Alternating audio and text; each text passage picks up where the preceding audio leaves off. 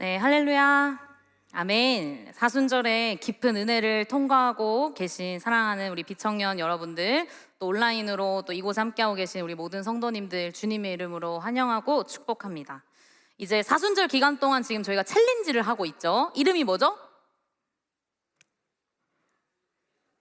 액션 올리브입니다. 자, 우리 그래서 옆에 지체들 보면서 액션 하면 옆에 친구들 올리브 이렇게 하겠습니다. 자, 액션. 소리가 너무 작습니다. 자, 액션! 네, 올리브로 사셔야 됩니다, 여러분. 자, 이번 3주차에 저희가 함께 나눌 주제는 이제 일상을 살리는 동행입니다. 일상을 살리는 동행인데, 제가 이 주제를 묵상하면서 요즘 아주 핫한 인기작이죠, 영화. 1,000만 관객을 돌파한 왕과 사는 남자가 떠올랐습니다. 여기 계신 우리 많은 청년분들도 아마 보셨을 텐데요. 저도 지난 설 명절 때 이제 저와 이제 저희 가족들, 남편 이렇게 해가지고 같이 영화관을 오랜만에 찾아갔습니다. 아시는 분들도 다 아시겠지만 여기 영화는 유배를 당한 아주 어린 단종 왕과 또 그 영월 유배지의 촌장이었던 엄흥도의 이야기를 다루고 있는데요. 이 영화는 화려한 어떤 조선의 이 한양의 궁궐에서 이야기가 시작되지 않고 아주 척박한 영월 시골 한 구석에서 이 영화가 시작이 됩니다. 이제 영화 속에서요, 이 단종 유배를 당한 왕이죠. 단종과 엄흥도는 같이 밥도 먹고 대화도 하고 뭐 이렇게 아무런 그런 뭐 특이할 거 없는 일상을 그저 묵묵히 살아갑니다. 그러니까 모두가 사실 이 단종 왕을 버리고 외면했을 때 엄흥도는 자신의 평범한 일상 가운데, 이 마을 가운데 이 왕을 모신 거예요. 그리고 결국에는 그 단종의 마지막 순간까지 함께 하게 되면서 비록 그곳은 유배지였지만 아주 고귀한 왕의 거처로 만들게 됩니다. 그래서 제가 이 영화를 보고 이 주제가 딱 맞아 떨어진다고 생각했어요. 살리는 동행. 일상에 그냥 동행하는 수준이 아니라 살리는 동행은 이런 거구나라는 거를 이 영화를 보면서 깨달았습니다. 이 청년 여러분, 자, 지금 저희가 고백하는 하나님은 우리의 왕이십니다. 믿으시죠? 아멘. 우리는 종종 그 왕이신 하나님을 어떤 이런 화려한 우리 예배당 아니면 어떤 뜨거운 영적 체험이 있는 수련회장 그런 곳에서만 계신 분으로 오해하곤 합니다. 하지만 여러분, 진짜 여러분의 신앙의 실력은 어디에서 나오냐면 하나님이 보이지 않는 것 같은 아주 척박한 유배지와 같은 여러분의 일상 가운데에서 나타난다는 거예요. 나의 일상 속에 그 왕이신 하나님과 어떻게 더불어 살아가느냐가 여러분의 신앙을 좌지우지합니다. 당시에 이 세조와 아주 못된 삼촌이죠. 이 세조와 그 당시 그 한명회 이런 관직자들은 단종을 폐위시키고 저 깊은 영월 저 땅구석에 박아 놓으면 역사가 그를 잊고 깨끗이 지워질 줄 알았을 겁니다. 그곳을 단종의 무덤이고 끝이라고 생각했는데 결과는 어떻죠? 아주 반대죠. 지금은 그 조카인 단종을 배신하고 아주 화려한 궁궐 속에 살았던 세조는 죽어서도 부관 참시를 당합니다. 너는 지금 아무튼 장난 아니다. 넌 정말 치욕스럽다. 우리 역사에 있어서는 안 된다. 막 이런 세조의 무덤인 광릉에 악플이 엄청나게 달렸습니다. 근데 반면에 이 영월의 청룡포는 연일 사람들로 문전성시를 이루고 있습니다. 단종과 끝까지 동행하면서 그 유배지에서 척박한 삶을 살아낸 엄흥도와 그 청룡포 사람들이 있었기 때문에 수백 년이 흐른 지금까지도 그곳은 죽음의 땅이 아니라 끊임없이 사람들이 찾아가서 추모하고 그리워하고 기억하는 생명력 있는 장소로 세조와 아주 다른 장소가 된 거예요. 사랑하는 우리 비청 여러분, 하나님과 동행한다는 것도 이와 마찬가지입니다. 세상은요, 우리의 일상을 어쩔 수 없이 버텨야 되는 아주 퍽퍽한 유배지라고 말할 수 있습니다. 그러나 그 팍팍한 여러분의 유배지와 같은 일상 속에 진짜 왕이신 하나님을 여러분이 모셔서 함께 더불어 살아가는 순간 그곳은 이제 더 이상 죽은 곳이 아닙니다. 누군가가 우리의 삶을 보고 하나님을 발견하게 되는, 생명을 발견하게 되는 아주 찬란한 현장이 되는 것입니다. 자, 그렇다면 이 오늘 여러분과 말씀을 나눌 텐데, 그렇다면 우리의 하나님이신, 우리 왕이신 하나님과 어떤 하루하루를 살아가야 할까? 제가 이 주제가 사실 쉬운 듯 하면서도 되게 어렵더라고요. 일상 가운데 어떻게 살리는 동행을 할 수 있을까 고민을 하다가 이 시편, 저희가 읽은 다윗 시편뿐만 아니라 총 3명의 인물, 하나님과 동행했던 3명의 인물을 짧게 보면서 어떻게 살리는 동행으로 살아갈 수 있을지 구체적으로 함께 살펴보도록 하겠습니다. 먼저 첫 번째, 동행의 발걸음입니다. 그 발걸음은 우리의 왕이 나의 일상을 아신다는 사실을 깨닫는 것에서 우리의 동행의 첫 번째 발걸음이 시작됩니다. 영화 속의 그 어몽도가 처음에는 막 아우 저 비리비리한 어린애가 와가지고 막 우리 마을에 어쩌고 저쩌고 막 이렇게 하지만 결국은 그 단종을 그토록 극진히 죽어서까지 모실 수 있었던 이유가 뭐겠습니까? 그 왕이 어떻게 살아가고 있는지, 단종이 유배당해서 어떻게 살아가고 있는지 가장 가까이에서 봤던 인물이기 때문입니다. 누군가 나의 삶을 알고 나의 사정을 이해해준다는 것, 알아봐준다는 것, 그것이 동행의 시작이 된다는 거죠. 오늘 본문 시편 139편을 기록한 다윗은요, 우리 하나님이 바로 그런 분이야 라고 자랑합니다. 1절에서 4절을 현대어체로 번역한 새 한글 성경으로 우리가 같이 한 목소리로 읽어보겠습니다. 시작. 오 여호와여, 주님이 나를 살펴보고 알아주셨습니다. 주님이 친히 내가 눕는 것과 일어나는 것을 아십니다. 내 생각을 멀리서부터 알아차리십니다. 내가 다니는 것과 눕는 것을 주님이 저울질해 보시고 내 모든 길을 속속들이 아십니다. 단 한마디 말도 내 입술에 올리지 않았는데도 오 여호와여, 주님은 그 모든 것을 아십니다. 이 현대어체 새 한글 성경 한번 띄워주시면 운율감이 느껴지죠. 아십니다. 한번 말씀을 다시 띄워주시면 아십니다. 아십니다. 주님 아십니다. 당신이 아십니다. 계속해서 반복합니다. 이 아신다라는 히브리어 야다라는 말이 5번 등장합니다. 이 단어는요 아주 인격적인 알미예요.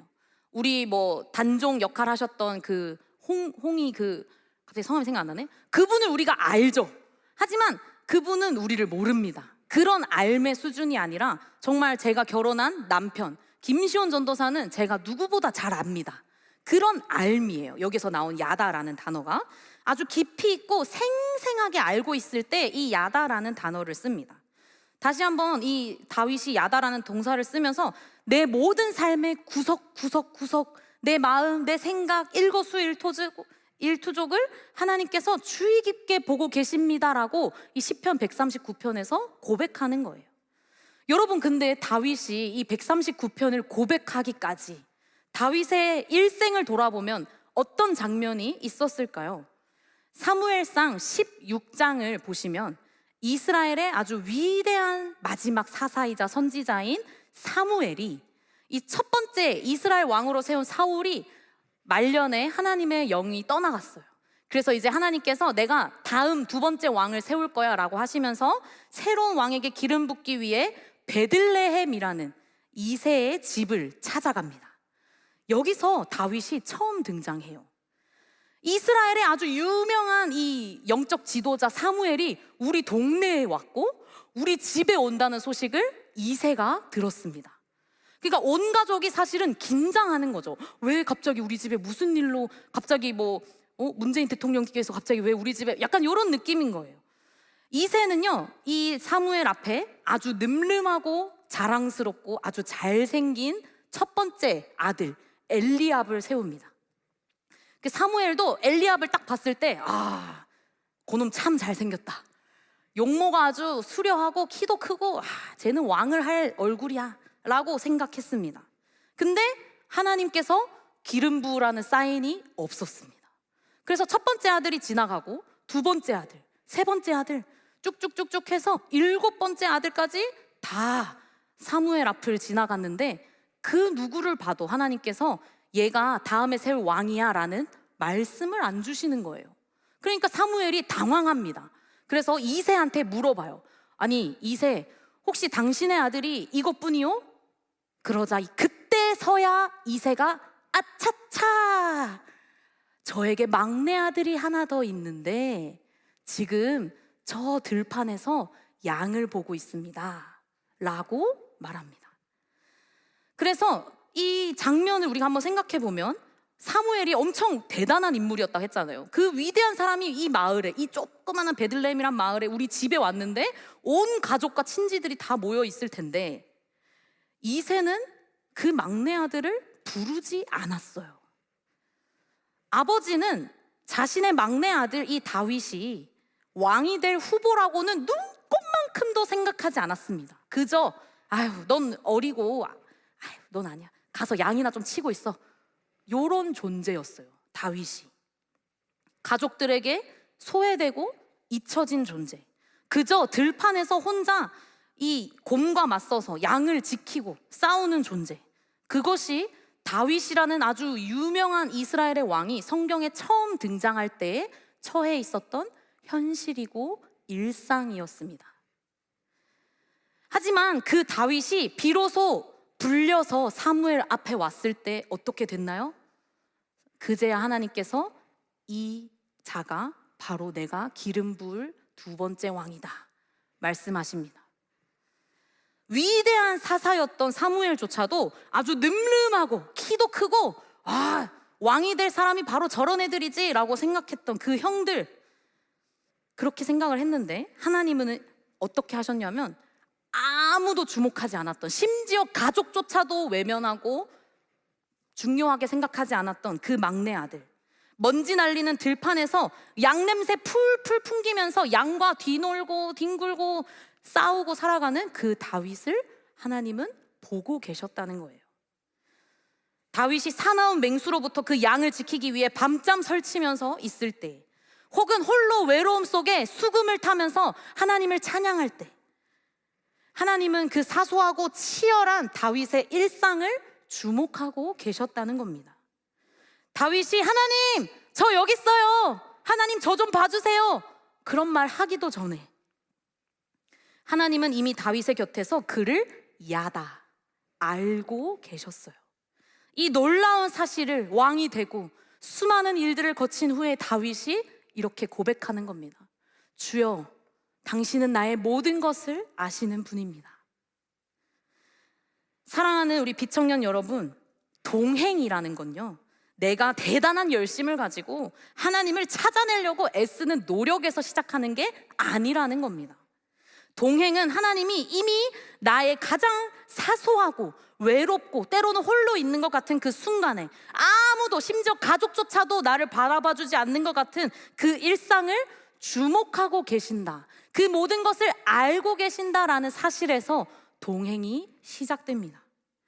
여러분들이 매일 아침 무거운 몸을 이끌고 경의중앙선 서울까지 일하러 가야 되니까 그 지하철 타고 아무도 없는 자취방에서 홀로 한숨 쉬고 학교 점심시간에 혼자 혼밥하고 있을 때, 그런 사사로운 여러분들의 그 시간 가운데 우리의 왕이신 하나님은 내가 너의 걸음을 알고 있어, 내가 너와 함께하고 있어 라고 말씀하고 계시는 거예요. 그래서 하나님이 여러분을 아신다라는 이 사실이 여러분들의 메마른 일상 가운데 그 회복이 시작되는 위로이자 동행의 첫 걸음이 되시기를 주님의 이름으로 축복합니다. 아멘. 두 번째 발걸음을 함께 보겠습니다. 자, 다윗의 이 발걸음을 통해서 나를 아시는 하나님을 만났다면, 동행의 두 번째 발걸음은 우리의 왕이 나의 일상 가운데 함께 살고 계신다라는 것을 신뢰할 때 시작됩니다. 자, 이제 나의 일상과 함께 살아내고 계시는 그 단계를 가기 위해서 성경 전체를 통틀어서 하나님과 동행했다라고 명확하게 워딩이 박혀있는 두 명의 인물을 우리가 볼 수 있는데요, 첫째 인물은 오늘 제가 여러분과 나눌 에녹이라는 사람이고, 두 번째 인물은 노아, 방주 짓는 사람 아시죠? 그 노아. 이 두 사람에게 유일하게 하나님과 동행하였더니 라는 표현이 성경에서 쓰여 있습니다. 그 중에서도 무려 300년이라는 아주 긴, 역사상 가장 긴 시간을 하나님과 동행하였다라고 적힌 에녹을 통해서 우리 동행의 두 번째 비밀을 볼 건데, 자, 이 에녹이 누구냐? 처음 듣는 분들 계시죠? 창세기 5장을 보시면 나와 있습니다. 창세기 5장에 보면 누가 몇 년을 살고 죽었고 누가 몇 년을 살고 죽었고 하는 아담의 계보가 쫙 나옵니다. 그 중에 오늘 우리가 읽을 에녹이 등장해요. 그래서 창세기 5장 21절부터 24절 말씀, 저와 여러분이 한 절씩 같이 교독해 보겠습니다. 에녹은 65세에 무두셀라를 낳았고 무드셀라를 낳은 후 300년을 하나님과 동행하며 자녀들을 낳았으며 그는 365세를 살았더라. 에녹이 하나님과 동행하더니 하나님이 그를 데려가심으로 세상에 있지 아니하였더라. 아멘. 어떻게 300년을 살았어요? 라는 질문을 잠깐 접어두고 말씀을 우리가 한번 그 맥락과 또 상황들 살펴보면서 갈 건데, 여기에 보면 이 짧은 말씀 가운데 에녹의 삶에 아주 결정적인 전환점이 등장합니다. 누구냐면 무두셀라라는 자신의 자식을 낳았을 때예요. 65세에 그는 무두셀라라는 아들을 낳습니다. 이 무두셀라가 히브리어로 어떤 뜻이냐면 그가 죽을 때에 그것이 보내지리라, 심판이 오리라. 그러니까 쉽게 말하면 무두셀라의 이름의 뜻이 뭐냐면 내가 죽으면 세상에 심판이 온다라는 뜻이에요. 무두셀라의 이름 뜻이. 실제로 성경의 그 족보 연대기를 이렇게 막 계산을 해보면 놀라운 사실이 있는데, 성경에서 가장 오래 산 인물이 또 이 무두셀라거든요. 969세를 살았다고 적혀 있는데, 이 무두셀라가 죽던 날이 어떤 날이었냐면 노아의 홍수가 있던 날이에요. 그 해에 무두셀라가 죽습니다. 그러니까 세상에 심판이 온 날인 거죠. 에녹은 그 아들의 이름을 부를 때마다 이 세상이 영원하지 않겠구나, 하나님의 심판이 머지않았구나라는 것을 깨달았습니다. 그 영적인 진리를 에녹은 깨달았어요. 아들이 아프면 이 아들이 죽게 되면 세상에 끝이 오나? 이 아들이 나이가 점점 들어갈수록 세상에 끝이 오나? 늘 신경 쓰고 예민하게 살았을 겁니다. 심판의 발소리를 매일매일 들었을 거예요. 자, 그러면 한번 상상해 봅시다. 여러분이 에녹이에요. 세상에 심판이 올 거라는 그 사실을 알게 된 여러분의 반응은 어떨까요? 이단을 떠올리면 쉽죠. 막 세상 종말론 이런 거 있잖아요. 그럼 막 집 팔고 전 재산 팔고 막 산에 들어가서 기도만 하고. 그러니까 보통 사람들이 그래요. 두려우니까. 세상에 끝이 온다는 게 너무 두려우니까. 근데 에녹은 정말 이상합니다. 에녹은요, 세상에 끝이 올 거라는 그 예언, 심판을 알았음에도 그가 달려간 곳은 산도 기도원도 아닌 자신의 집으로 돌아가요. 성경은 에녹이 그 심판의 메시지를 듣고 300년 동안 뭘 했는지 아쉽지만 적혀 있지 않습니다. 구체적인 방법, 그런 거는 기록하지 않았어요. 대신에 어쩌면 너무너무 평범하고 너무 싱거운 기록을 남깁니다. 아까 말씀을 다시 띄워주시면 300년을 하나님과 동행하면서 자녀들을 낳았다. 22절. 300년을 동행하면서 그저 자녀들을 낳은 일상을 살아갔다. 끝. 이게 전부입니다. 여기에 복음의 비밀이 있어요. 에녹은요, 심판이 가까워지고 있다는 그 사실을 알았기 때문에 오히려 나에게 주어진 하루하루의 일상을 하나님의 손을 잡고 가장 정성스럽게 살아냈다라는 겁니다. 그에게 하나님과의 동행은요, 특별한 영적인 어떤 하이라이트, 막 수련회에서 체험하고 막 하나님의 환상과 계시를 보고 그런 동행이 아니었어요. 에녹의 300년은 여러분들이 살아가고 있는 하루하루와 다를 게 없었습니다. 오히려 아이의 울음소리에 단잠을 설치고 기저귀 갈고 생계를 위해서 일하고 그저 묵묵히 그렇게 살아가는 일상, 남들이 보기에는 심판이 오는 게 맞아? 라고 생각할 정도로 평범한 똑같은 하루하루가 300년이나 무한 반복되었지만, 하나님께서는 그 에녹의 지극히 일상적인 그 하루하루를 하나님과 동행하였다라는 성경 그 어느 인물에게도 없는 정말 위대한 표현으로 에녹을 칭찬하신 거예요. 여러분, 언제까지 내가 이 지겨운 공부해야 되지? 언제까지 이 의미 없는 직장 생활 쳇바퀴 돌듯이 이렇게 살아야 되지? 이런 일상적인 회의감이 드시진 않습니까? 혹은 내가 좀 더 뜨거운 영적 체험을 하고 뭔가 좀 더 이런 신앙적인 성취가 있어야 하나님이 나를 인정해 주는 거 아닌가? 라는 그런 신앙의 불안함이 들 때 여러분은 에녹을 기억하셔야 됩니다. 우리 그리스도인들은 마지막 심판이 있다는 걸 알아요. 그쵸? 그럼에도 우리의 일상을 내팽겨치거나 그 쳇바퀴 도는 일상을 도망치는 사람들이 아닙니다. 오히려 그 심판을 알기 때문에 더욱더 내가 속한 가정과 사회와 학교, 직장을 더 소중히 여기면서 그곳에 하나님의 사랑을 전하기 위해 우리가 애써야 한다는 거예요.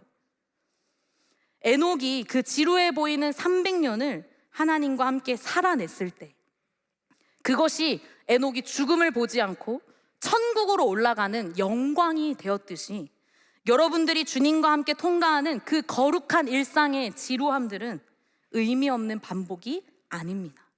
그 평범한 하루하루가 쌓여서 여러분들의 영혼을 살리고 거친 세상 속에서도 흔들리지 않게 여러분들을 붙드는 가장 강력한 신앙의 뿌리가 될 줄 믿으시길 바랍니다. 아멘. 자, 그러면 동행의 이제 마지막 발걸음을 함께 보려고 합니다.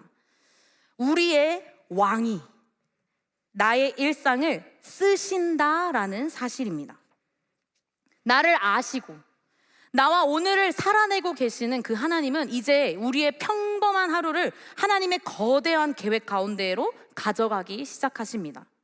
이 구약 성경 에스더서는요, 제가 개인적으로 또 되게 좋아하는 책인데, 얼마 전에 저희가 사순절 시리즈 설교 시작하기 전에 바벨론 포로 귀환기라는 시리즈 설교했던 거 기억나시나요? 기억나시나요? 네, 그 시대가 배경인 책 중에 하나입니다. 전쟁에서 패배하고 나라를 잃고 아주 머나먼 저 이방 땅으로 유대인들이 포로로 잡혀갔어요. 이스라엘 민족에서 정말 암울했던 시기 중에 하나인데, 이 주인공 에스더는요, 나라를 잃은 똑같은 유대인입니다. 나라를 잃은 유대인이자 부모도 잃은 고아였어요. 너무너무 처량하죠, 그 어여쁜 여자애가. 근데 이 하나님의 섭리 가운데에 그 당시에 바벨론의 뒤를 이어서 세계 최강대국이 된 페르시아, 그 나라의 왕후가 됩니다. 아주 인생 역전 스토리. 혹시 우리 청년들 인생 한방 하고 싶으면 막 주식 이런 거 하지 마시고 에스더서 읽으세요. 주님과 인생을 역전하고 싶다, 내가. 장난입니다. 아무튼 정말 궁금하면 이 에스더 10장밖에 안 되거든요. 한번 읽어보시면 좋을 것 같아요. 페르시아, 내가 전쟁 포로였던 내가 자고 났더니 페르시아의 왕후? 약간 이런 웹소설 같은 그런 일이 진짜 에스더에게 일어난 거예요. 근데 여러분, 이것만 재밌는 게 아니라 에스더서는 정말 독특한 특징이 하나 있습니다. 그 10장밖에 안 되는 그 짧은 책 가운데에 하나님, 여호와 이런 단어가 단 한 번도 등장하지 않는 책입니다. 성경을 통틀어서 그런 책은 유일무이해요. 에스더서. 그러니까 한번 여러분 제 말이 맞는지 한번 10장 읽어보시면서 하나님 나오는지 한번 체크해보세요. 진짜로 정말 한 번도 여호와 하나님이 등장하지 않고 어떤 불을 내리고 막 마른 물이 막 물이 샘솟고 기적 그런 거 안 일어납니다. 진짜 무미건조한, 어떻게 보면 되게 그런 책이에요. 근데 이게 어떻게 보면 하나님이 계시지 않는 것 같은 지금 우리 현대의 일상과 굉장히 밀접합니다. 우리의 차가운 일터, 막막한 취업시장, 그리고 하나님의 히읗자도 꺼내기 힘든 내 캠퍼스, 전도 뭐 못하죠. 어떻게 하나님이 살아계시긴 한 거야? 뭐 이런 우리의 퍽퍽한 유배지 같은 일상과 이 에스더서가 굉장히 닮아 있어요. 하지만 여러분, 에스더서에 하나님이라는 이름이 기록되지 않았다라고 해서 하나님이 일하지 않으셨을까요? 아닙니다. 그랬으면 성경 66권에 에스더서가 들어가지도 않았겠죠. 하나님은 그분의 이름조차 들리지 않는 철저한 침묵 가운데 있는 그 시대 가운데에 무대 뒤에 연출가처럼 계셨어요.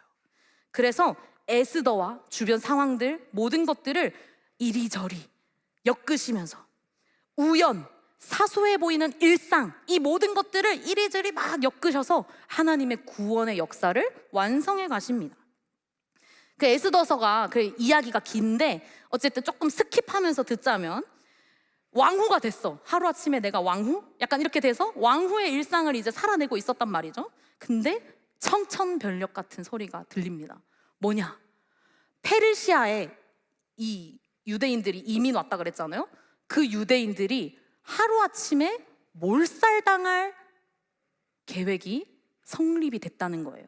이게 뭐냐? 알고 봤더니 그 에스더의 사촌 오빠 모르드게라는 사람이 있는데 굉장히 이제 심성이 곱고 막 불의에 굽히지 못하는 막 그런 사람이었나 봐요. 근데 그 당시에 페르시아 아하수에로 왕 밑에 그 나라를 통치하는 총리 같은 사람이 있을 거 아닙니까?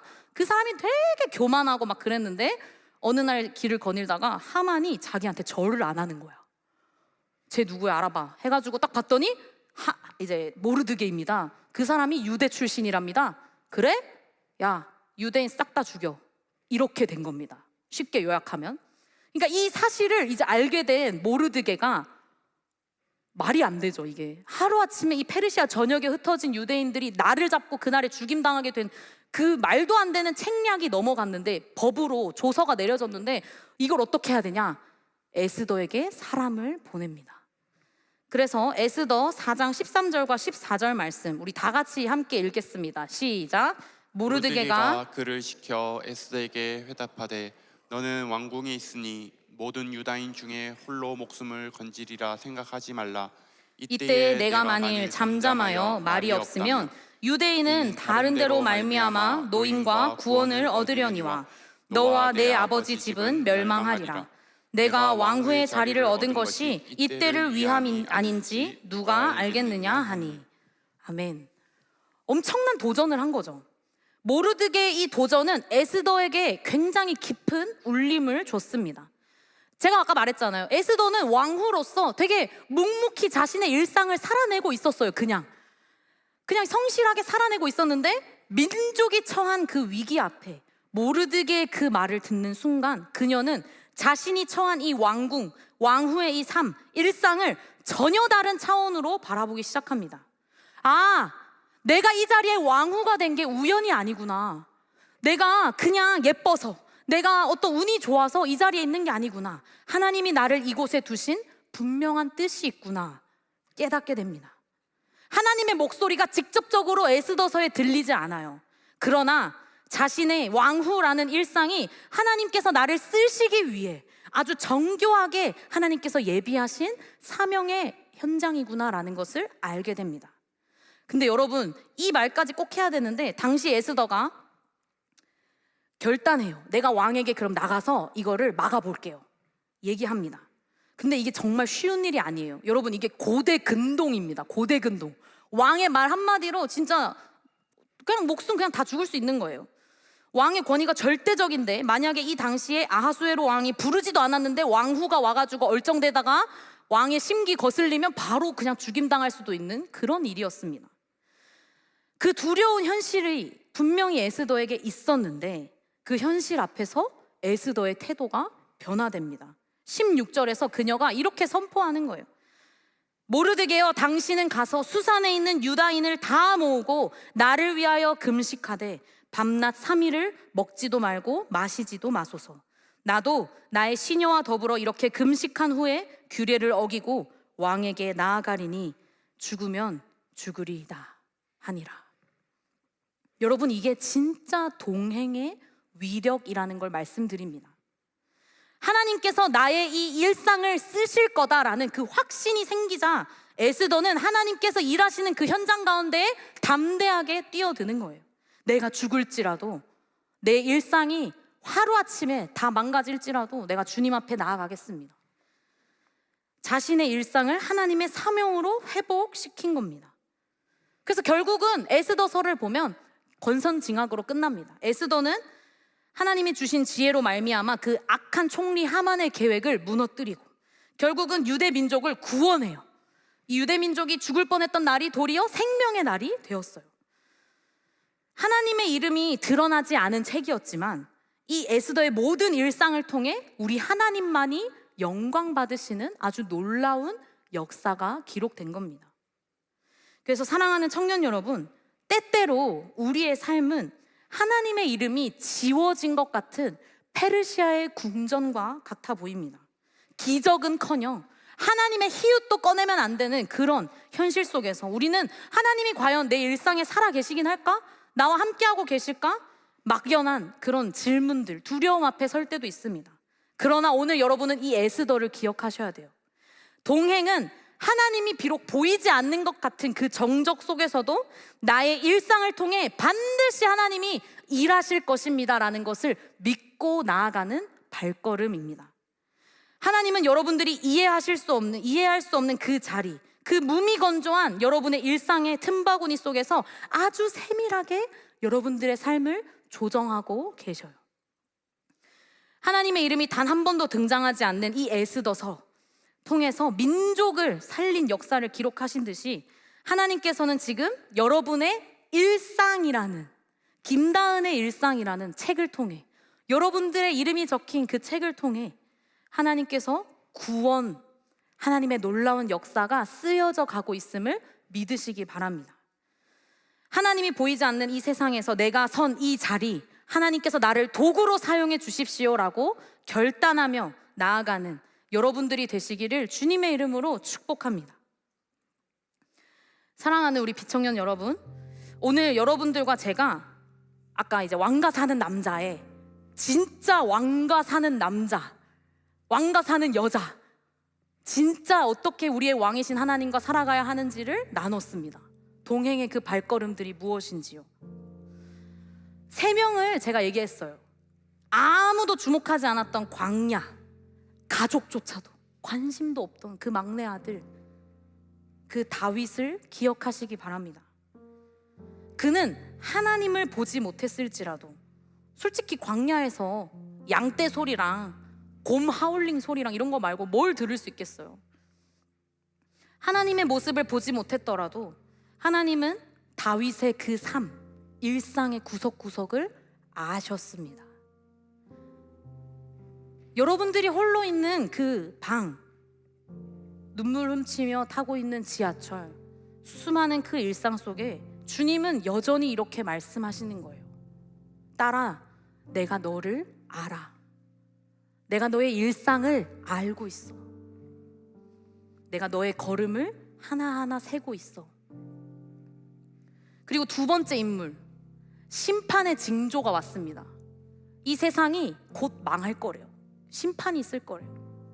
근데 그 징조 앞에서도 산이나 바다나 일상을 다 내팽겨치고 도망가지 않고 도리어 나의 집, 나의 가족으로 돌아왔던 에녹을 기억하십시오. 그는 특별한 어떤 선지자가 되려고 하기보다는 주님과 함께 언제 올지는 모르지만 그 300년이라는 긴 시간을 묵묵히 살아냈습니다. 반복되는 일상 속에서 여러분들의 숨이 턱끝까지 차오를 때 여러분들 이 주님을 초대하십시오. 에녹을 기억하면서 이 반복되고 지루한 일상 가운데 하나님을 초대하세요. 주님은 여러분들 곁에서 그 고단함을 함께 이시고 짊어지시고 여러분들이 그 하루하루를 살아낼 수 있도록 동행하시는 가장 좋은 동행자이십니다. 그리고 마지막 3번째, 하나님의 이름이 보이지 않아요. 페르시아가 우리 왕이에요. 페르시아가 이스라엘 망했어요. 아무것도 안 보여요. 하나님의 약속이 끝난 것 같아 보이는 그때 민족의 운명을 어깨에 맸던 에스더를 기억합시다. 그녀는요, 이해할 수 없었어요. 사실 왕후가 어떻게 됐는지 자기 자신도 되게 얼떨떨했을걸요. 이해할 수 없었어요. 내가 왜 왕후가 돼야 되는지, 내가 왜 일상을 살아가야 되는지. 근데 그 이해할 수 없는 자신의 자리를 하나님의 섭리로 받아들였습니다.